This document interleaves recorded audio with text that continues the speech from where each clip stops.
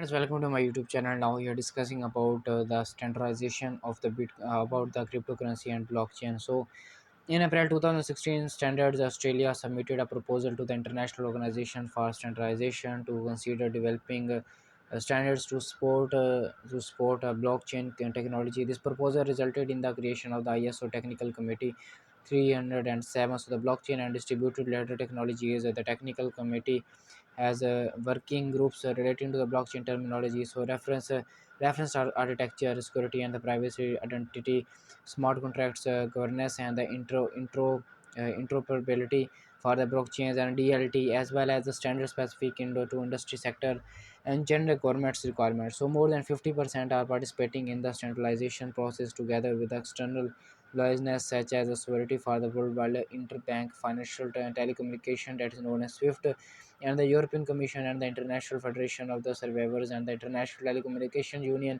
that is known as ITU, and the United Kingdom and the United Nations Economic Commission for Europe, that is known as UNECE. So the many other national standards bodies and the open standards bodies are also working on a blockchain test standards. So these include the National Institute of the Standards and the Technology, that is known as NIST, and the European Committee for the technological standards, that is known as CENELEC, and the Institute of the Electrical and the Electronics Engineer. So the Organization for the Advancement of the Standards of the Structured Information Standards, that is known as OASIS, and some individual participant in the Internet Engineering Task Force. So centralized blockchain, although many of the blockchain implementations are decentralized and distributed. So Oracle launched a centralized blockchain table feature in Oracle 21c database. So the blockchain table in Oracle 21c database is a centralized blockchain which provide immutable features compared to the decentralization blockchains. Centralized blockchains normally can provide a higher throughput and a lower latency or transaction than the consequence based transactions blockchain. So now we'll discuss about the types of the currently there are at least four types of the blockchain networks: public blockchains, private blockchains, and consortium blockchains and hybrid blockchains. So now we'll discuss firstly about the public blockchains. So a public blockchain has absolutely no access restriction. Anyone with an internet connection can send transactions to it as well as become a validator. So participate in the execution of a consequence protocol. Usually such networks offer economic incentives for those who secure them and utilize some type of the proof of stake or proof of work algorithm. So some of the largest and most known public blockchains are the Bitcoin blockchain and the Ethereum blockchain. So private blockchain. Now we'll discuss about the private blockchain. So private blockchain is permissioned, so the one cannot join it unless invited by the network administrators. So the participant and the validator as a process is restricted to distinguish between the open blockchains and other peer-to-peer decentralized database applications. There are not open ad hoc compute clusters, and the terminology distributed ladder is normally used for the private blockchain. So we'll discuss about the hybrid blockchain. So the hybrid blockchain has a combination of centralized and decentralized features. The exact working of the chain can vary based on which portion of the centralization and decentralization are used. So now we'll discuss about the side chains. So sidechain is a distinction for a blockchain that runs in the parallel to a primary blockchain. So entities from the primary blockchain were said entities typically represents digital assets can be linked to and from the sidechain. So this allows the sidechains to otherwise operate independently of the primary blockchains by using an alternate means of the record keeping, alternate consensus algorithms, etc. So now we'll discuss about the consortium blockchain. So the consortium blockchain is a type of the blockchain that combines elements of both public and private blockchains. In a consortium blockchain, a group of the organization come together to create and operate the blockchain. So rather than a single entity, the custodian blockchain members jointly manage the blockchain's networking and responsibility for validating the single entity. So the custodian members jointly manage the networking that personalized the meanings that only certain individuals or organizations are allowed to participate in the network. So this allows for the greater control over who can access the blockchain and help to ensure the sensitive information to kept confidential. So the custodian blockchain are commonly used in the industries where the multiple organizations needed to collaborate on a common goal, such as supply chain management or financial services.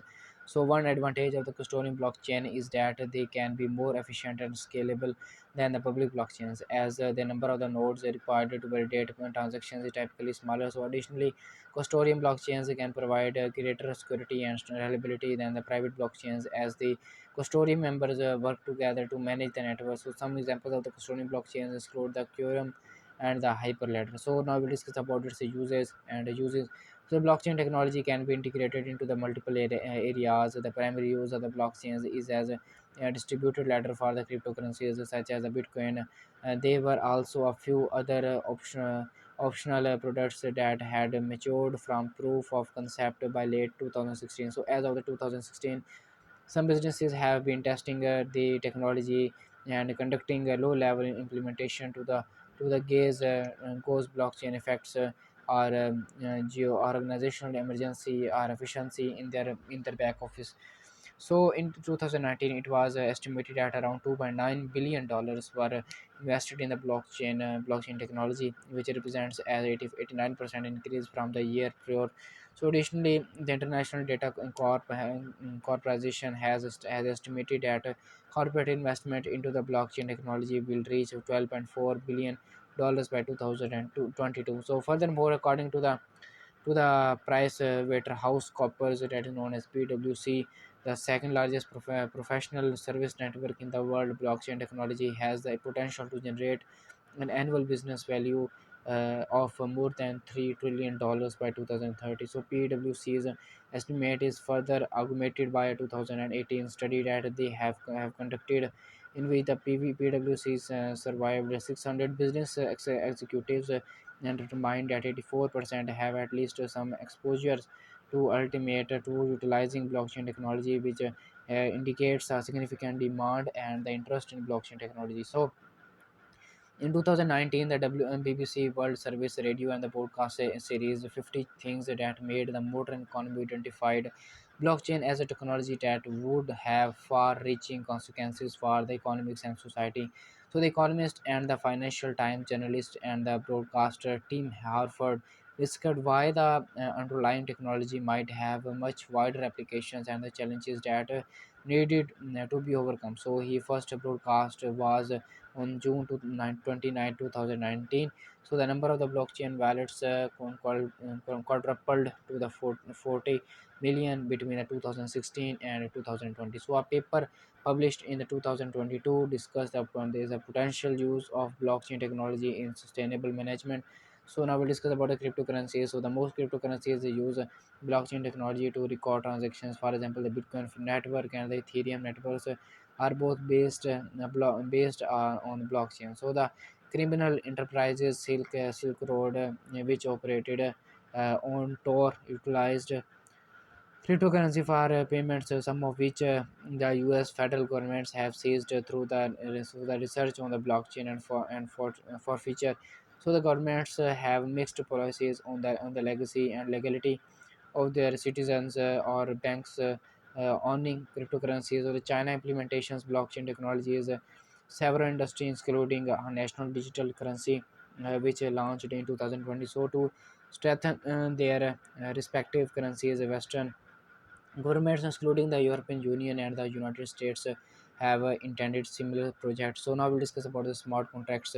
The blockchain-based smart contracts are proposed contracts that can be practically or fully executed or enforced without human interaction. So one of the main objectives of a smart contract is automated escrow. So a key feature of the smart human interaction, one of the main objectives of smart contracts is automated escrows as a party such as trustee to act as an intermediary between the contracting entities. The blockchain network executes the contract on its own. So this may reduce friction between the entities when transforming values could be subsequently open the door to the high level of transaction automation. So an IMF staff discussion from the 2018 reported that such smart contracts based on the blockchain technology might reduce moral hazards and optimize the use of the contracts in general, but no value is now repeated the worldwide for this technology.